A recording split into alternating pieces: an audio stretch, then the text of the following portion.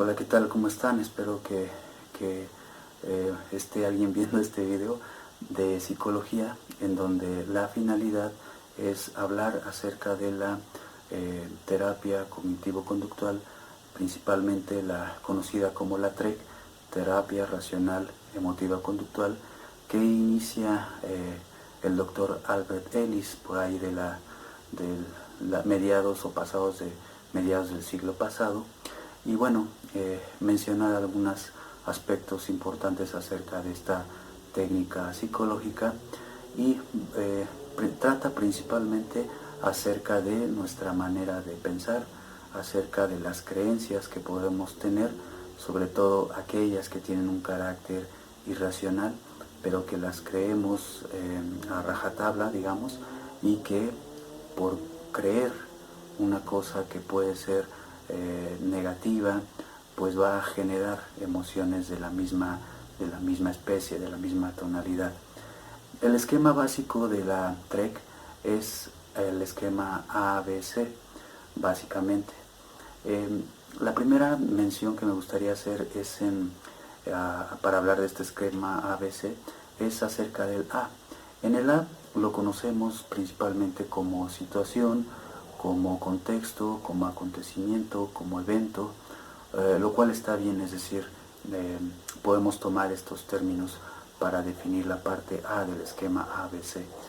Sin embargo, yo en lo personal prefiero hablar de la parte A como el estímulo activador, que es como originalmente yo lo he escuchado en videos y visto también por ahí en algún manual, como A de Activating Stimulus, es decir, estímulo activador. Efectivamente, una situación, por ejemplo, puede ser el parque, ¿sí? Pero en sí mismo el parque como tal no es el estímulo activador, sino posiblemente el juego mecánico. Por ejemplo, la montaña rusa, ese es el estímulo activador. O bien en la situación de una oficina, en donde la oficina como tal es el contexto, que es importante, claro está, pero propiamente el estímulo activador puede ser el jefe, que me dice tráeme el reporte o entra un momento a mi oficina, lo cual eso va a generarme algo. Entendido esto, en el esquema ABC, A, preferentemente desde mi punto de vista, es el estímulo activador, que va a generar alguna creencia, algún pensamiento, sobre todo cuando es de carácter irracional, como me va a preguntar y no voy a saber qué contestar, me va a llamar la atención, o si me subo a la montaña rusa puedo caerme porque he visto noticias como se han caído personas y han muerto, etc.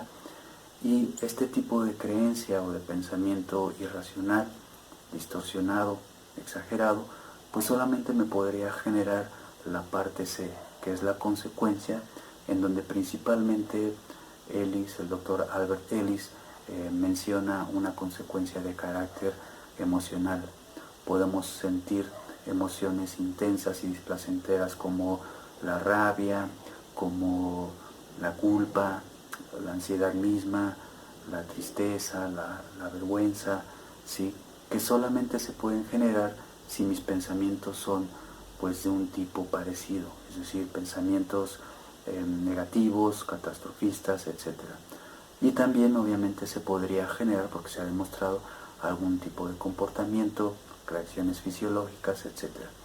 Pero en un inicio, digamos, en donde se aboca más el interés de este esquema ABC, es en la consecuencia de tipo emocional. Una vez que se identifican estas emociones negativas, intensas, ¿sí?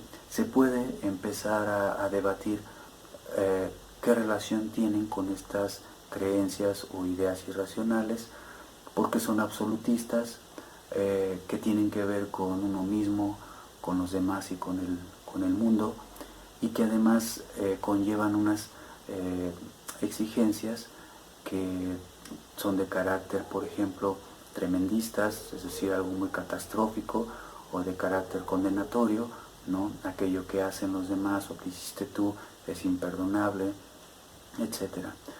Y bueno, esto se va a identificar y se va a debatir, se va a rebatir con precisamente con preguntas, con retórica, con ejemplos, con hechos, ¿sí? Que puedan hacer pensar o ir haciendo pensar al paciente de una manera diferente, y al ir pensando de una manera diferente, pues las emociones que va a experienciar van a ser diferentes. Si yo pienso de una manera un poco más congruente, un poco más equilibrada, pues obviamente mis emociones van a ser adaptativas, van a ser controladas. Vamos a suponer que yo creo realmente que le soy indeseable a mi vecina, ¿no? Y qué podría yo hacer para rebatir esto, para ver si realmente le soy indeseable a mi vecina, porque además hay un antecedente. A lo mejor hubo una situación en donde en aras de la buena vecindad yo le hice un comentario sobre no dejar su basura o acomodar bien su carro, qué sé yo, y entonces hubo a lo mejor una leve fricción, y de ahí a mí se me genera la idea de que pues le soy indeseable a mi vecina. Y si lo creo, pues obviamente me va a generar emociones como puede ser la ansiedad, como puede ser inclusive la irritabilidad, la pena, dependiendo, ¿no?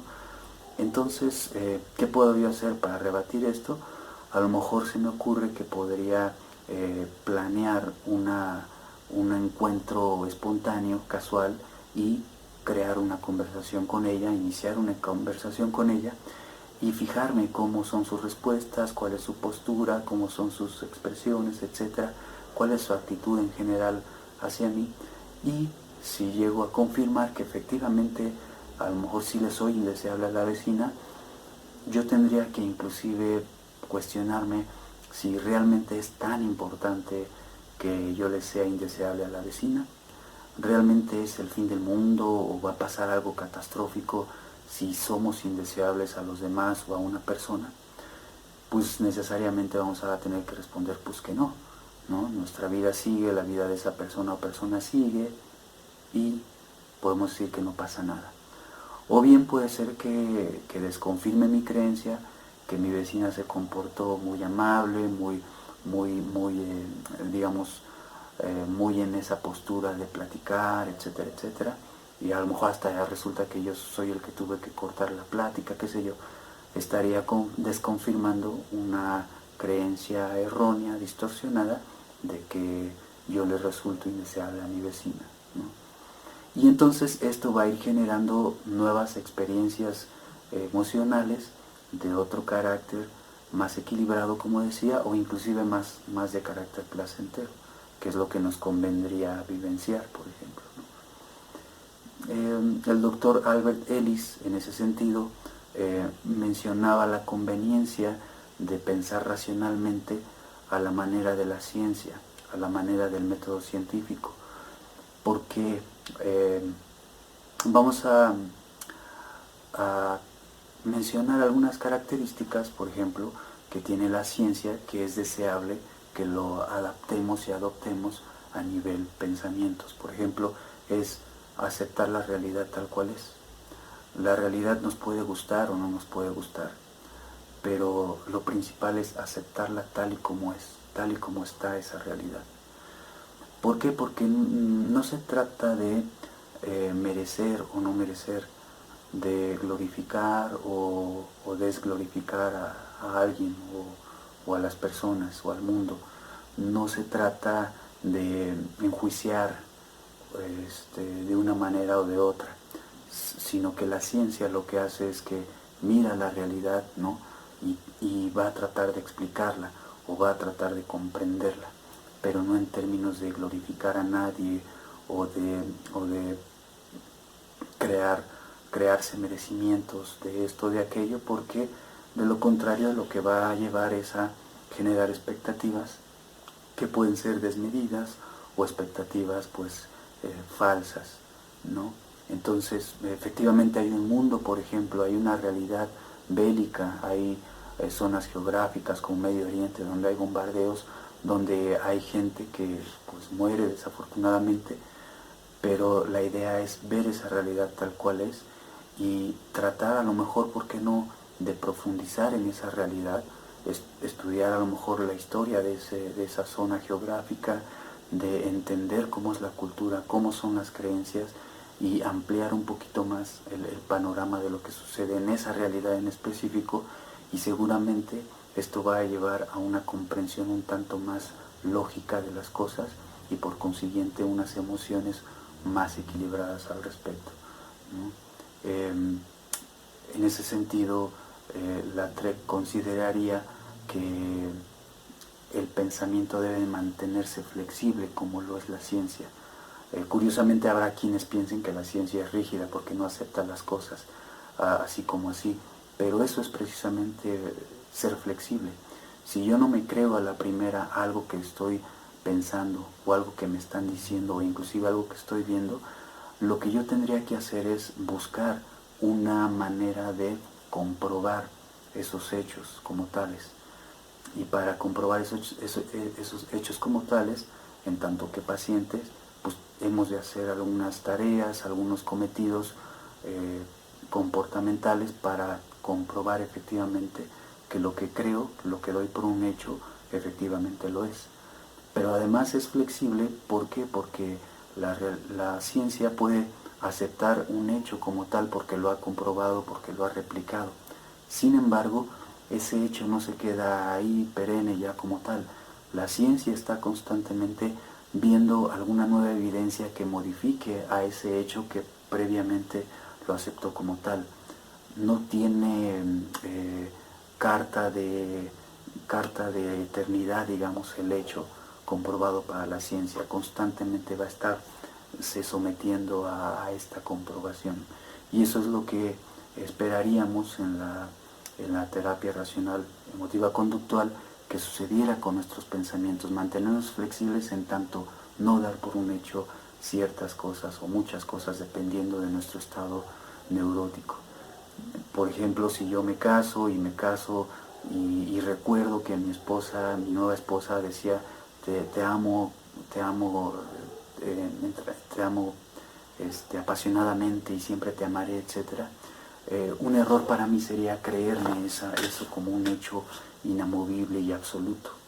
No sería tal, aunque mi esposa me lo haya dicho, sino que más bien aquí lo que tendría que hacer es constantemente comprobar y ver si ese hecho sigue, y como es probable que no siga, pues qué voy a hacer al respecto para que se mantenga. Pero es distinto a quedarme con algo que me dijeron, sobre todo un ser querido, un ser cercano, como algo absoluto y total de aquí a la eternidad, como un hecho real. Entonces se trata de ser flexibles, de constantemente someter a prueba nuestros pensamientos, nuestras creencias, lo que vemos, lo que nos dicen, en la medida de que nos interese o en la medida en que nos esté afectando más de la cuenta en nuestra vida. Muy a grosso modo esto podría yo mencionar acerca de la visión del doctor Albert Ellis, y pues requiere de un compromiso importante de parte del paciente, obviamente del psicólogo de corte cognitivo-conductual también, obviamente, pero es un trabajo conjunto, pero es una terapia directiva.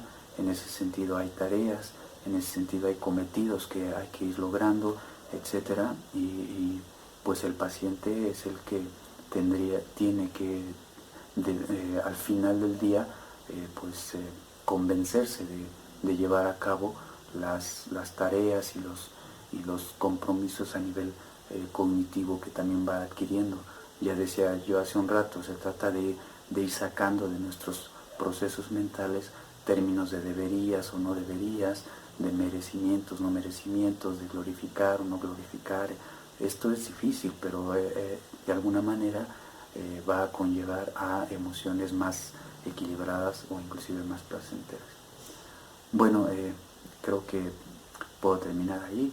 Muchas gracias y pues nos estamos viendo.